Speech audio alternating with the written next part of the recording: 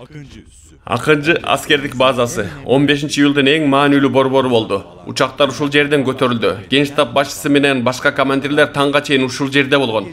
Ал түнү базада болгон окуяларды түшүнөмдөгөндөр көргөнүнөн шок болду. Ошол түндөгү камералардын видеолору прокурордун буйругу менен өчүрүлгөн.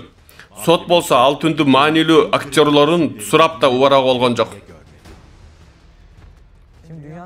Дүйнөдөгү эч бир прокурор же сот сиз Генштабтын башчысысыз. Ал түнү төңкөрүү башкарылган базада төңкөрүш топ менен эмнеге бирге болгонсуз деп кызыкпайт деп ойлошобу. Fakat bu kişi sorgulanmasına gerek yoktur diyemez. Буга ажырашууну териштирген сот деле кызыкпак. Бирок оор кылмыштар сотунун башчысы кереги жок деген. Tayyip Erdoğan менен партиясынын адвокаттары да кереги жок деген. Мындан башка далилдин деле кереги жок. Чынында. Сот Хулуси Акарды чакыргандай эмес. Бул өтө маанилүү жашыруу. Базанын командири менен башка командирлердин талаптары бар. Кээ бир учактар кээ бир имараттарды бомбалаган. Ооба, бирок бул кайсыл учактар? Кайсыл учак экенин билсек, кайсыл учкуч экенин билебиз. Ал болсо бизди буйрук берген кишиге алып барат. Бирок бул жерде башаламандык бар. Акынчынын учкучтары менен кызматкерлер учактардын аныкталсын деп талап кылып жатат. Бирок сот муну да кереги жок деген. Биrilери соттолуп камалып жатат. Бирок дал ошол бомбалагандар соттолуш керек да. Башка офицерлер да төңкөрүшкө аралашуусу мүмкүн. Бирок ошол бомбаны таштаган учкуч соттолуш керек. Бул да жашырылып жатат. Ал учкучтун ким экени атайын айтылбайт. O emekli subayların kimliği sürekli gizleniyor.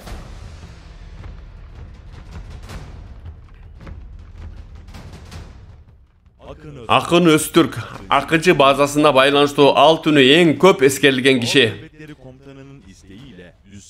Бирок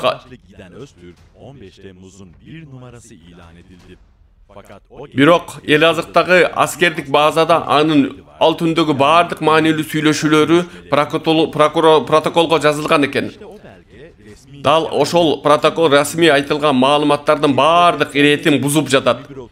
Анда 15-июлдун 21:30-нан 23:45-не чейинки мөөнөттөгү бардык сүйлөшүүлөр жазылган. Saat 22:50 жана 23:17-де Акын Öztürk дивизияны башкарган досу Садык Үстүнгө телефон чалган.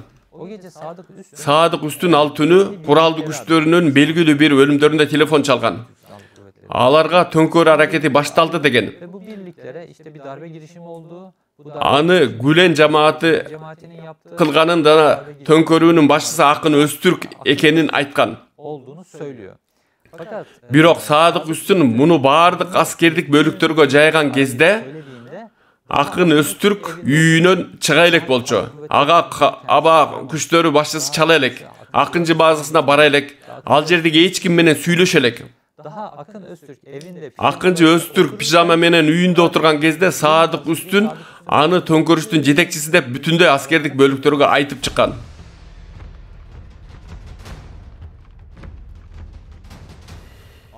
Adil Öksüz 15-июлда Акынчы базасында кармалды. Gülen жамаатынын куралдуу күчтөрүнүн координация кылган киши экенин укпаган киши калган жок. Бирок сот ал жерде кармалган башка катардагы жарандардан өзүнчө бөлүп аны бошотуп жиберген.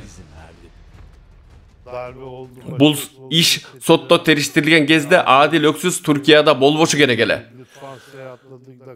Ал сот тиреши болуп жаткан жерден качышы керек болчу. Adil Öksüz'ün mücadele alanında kaçması gerekiyordu ki.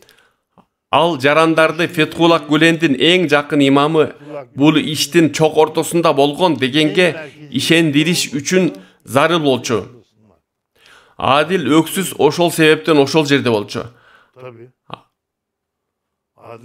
Ал Акынчы базасында далил катары калтырылган. Бирок ага коркпо балапаным, биз сени бул жерден учуруп кетебиз деген кепилдик берилген, учуруп кетишти. Төңкөрүштүн жарандык тараптан да планданганы болгону деп айтылган киши кармалгандан кийин кое берилишине бири жооп бериш керек. Мамлекет же бийликтеги партия же чалым кызматы жооп бериши керек. Adil Öksüz'dü эмнеге бошотуп жиберишти? Nasıl serbest bıraktınız? Neden serbest bıraktınız? Jurnalistik ilіктөөбүздө Adil Öksüz'dün tüzdön tüz Hakan Fidan менен taanычтыгы бар экени билинди. Tönkörүүнү уюштурган кишинин жана жамаат ичиндеги маанилүү орundагы Камалиддин Özdemirdin да Hakan Fidan менен тааныш болгон өтө кызык. Бирок өкмөт бул байланыштын баарынын üstüne beton tökkөн. Çok enteresan. Fakat hükümet buranın üzerine de beton döküyor. Adil Öksüz ve tüm bağlantıların üzerine de beton döküyor.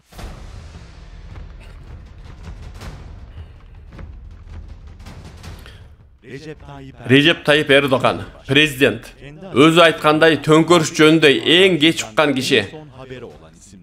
Gençtaptında çalgın kızmatının da başçısı al tünü telefonuna жооп бербей койгон.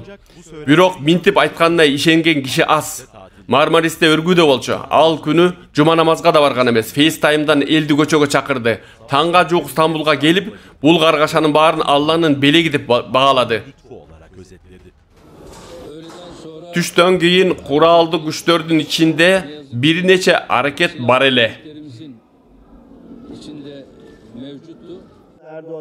Erdoğan İstanbul'un uçak maydanına konğondo түштөн кийин bir neçe hareket бар эле dedi. Андайды уккан соң ага жараша кандайдыр бир буйрук берилет деп күтөбүз. Siz prezidentsiz. Sizge karşı tönkörüş uyuşturulat. Balkim sizdin jana үй бүлөңүздүн ömrüne korkunç var. Tönkörüştü toktotууга hiç bir hareket kılbaganыңız ötө kızık. Engellenmesiyle ilgili hiçbir girişimde bulunmamız çok garip. Biz Erdoğan'ды taanıybыз. Kaydan taanıybız? 2013 yılдын 17 dekabrынан bilemiz. Дүрбөлөң түшүп баласына çalıp шыбыраган Erdoğan бар. Partiyası жабылат дегенде башы мыкчып бүттү бул иш деген Erdoğan'ды билебиz. Trump акмак болбо дегенде Америкага жүгүрүп барган Erdoğan'ды таанıybыз. Malı da, акчасы да жанындай таттуу бири бар. Өзүнө түздөн түз багытталган куралдуу коркунуч турса, камарабай эч нерсе кылбаганы таң калтырат. Erdoğan Marmaris'te bir da minut korkunçta bolgon emez. Erdoğan darbesi mi? Çünkü Erdoğan Marmaris'te bulunduğu sürede hiçbir dakikada risk altında değildi. Erdoğan ketkenden keyin 3 dik uçak menen Marmaris'e bargan top var. Bular ongo solga atkılap, jarandарды жарадар кылып, полистерди өлтүргөн топ.